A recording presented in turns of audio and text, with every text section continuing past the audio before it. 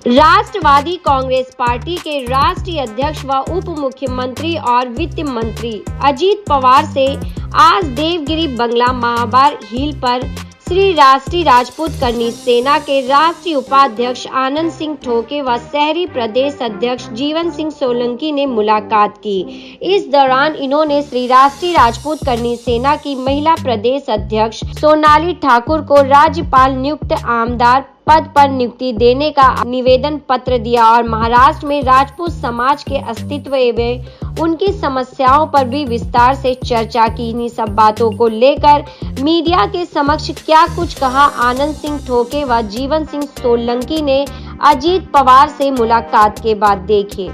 आज अजीत पवार जी ने हमें टाइम दिया था। श्री राष्ट्रीय राजपूत करनी सेना के माध्यम से हमारी महिला प्रदेश अध्यक्षा सम्माननीय सोनाली ठाकुर जी जो अजीत पवार जी के पार्टी के अच्छी तरह से काम करती है और एकनिष्ठ कार्यकर्ता है, समाज के लिए भी उनका बहुत बड़ा योगदान है। तो उनको जो राज्यपाल नियुक्त एमएलसी रहती है उसमें उनको एमएलसी मिलनी चाहिए, वो आग्रह करने के लिए हम लोग दोनों वहाँ गए थे। और समाज के बारे में अभी आने वाली इलेक्शन है, जो मतलब अजीत दादा को हमने ये बताया कि राजपूत समाज महाराष्ट्र में किन किन जिलों में कितने पैमाने पे है, मतलब करीब करीब 8.5% कहाँ का ज्यादातर राजपूत समाज है। और राजपूत समाज को जो सारी पार्टियां अनदेखी करती है वो ना करे। हम लोग राजपूत समाज को न्याय मिलना चाहिए, आर्थिक विकास महामंडल होना चाहिए, ये सारी बातें रखने के लिए हम लोग वहाँ गए। और सबसे बड़ी बात जीवन सिंह जी ने ये जो बात दादा के सम्मानित सुखदेव सिंह दादा गोगामेडी के बारे में उन्होंने अजीत दादा को बताया। और फिलहाल हाल ही में शीला भाभी साहब को जो गैंगस्टर की तरफ से ये धमकी मिली थी, तो उसके बारे में अजीत दादा को हमने बोला था। अजीत दादा ने ये हमें आश्वासित किया कि मैं राजस्थान सरकार से बात करके आपको 100% इस बारे में मैं क्या मदद कर सकता हूँ वो करने के लिए बोला। तो जब आपने उनसे मिले तो किस तरह से अजीत जी ने समय दिया और किस तरह से आपकी बातों पे उनका रिएक्शन रहा, कितने सीरियस रहे आपके मुद्दों आपकी बातों को लेकर? मैं एक बात गर्व से कहता हूँ कि जो हमारे सम्मानित सुखदेव सिंह दादा गोगामेडी जो हमारे लिए श्री राष्ट्रीय राजपूत करनी सेना यहाँ बना के गए और हमें वहाँ कार्यकर्ता बना के गए, उस करनी सेना का बहुत बड़ा इज्जत महाराष्ट्र में है और वो आज हमें देखने को मिला।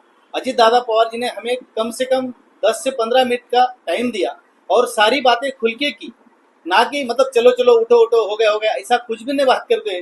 और उल्टा हम लोग वहाँ से बातें करके चले आए और राजपूत समाज को 100% न्याय देंगे, ये बात उन्होंने हमको बोली।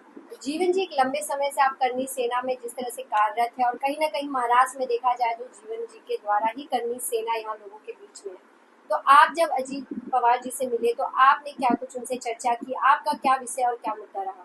हमारा मेन मुद्दा तो जो था 2-3 विषय में हम लोग गए थे। सबसे पहले मुद्दा था जो सोनाली ठाकुर हमारा महिला प्रदेश अध्यक्ष है, उनको एमएलसी जो राज्यपाल द्वारा नियुक्त किए जाते हैं उसके बारे में हमने निवेदन पत्र दिया। दूसरा हमारा था कि जो अभी हाल ही में हमारे राष्ट्रीय कार्यकारी अध्यक्ष आदरणीय शीला भाभी साहब को जो किसी गैंगस्टर के द्वारा जान से मारने की धमकी मिली, उसके बारे में हमारी कल भाभी साहब से बात हो रही थी, तो हमने वो निवेदन पत्र भी इनको डिप्टी सीएम साहब अजीत पवार दादा को दिया कि राजस्थान सरकार से बात करेगी। जिस तरह सुखदेव दादा के साथ जो धोखा हुआ धमकी देने के बाद राजस्थान सरकार ने जो लापरवाही की, सिक्योरिटी नहीं दी, जो ये गलती हमारे आदरणीय भाभी के साथ नहीं हो, शीला भाभी के साथ, और सरकार इसमें लापरवाही नहीं करे, इसलिए हमने ये भी बात रखी। तो अजीत दादा ने ये बोला कि मैं राजस्थान सरकार से सीएम से बात करूंगा और इस बारे में जल्दी मेरी तरफ से जो मदद होगी मैं तो जरूर करूंगा।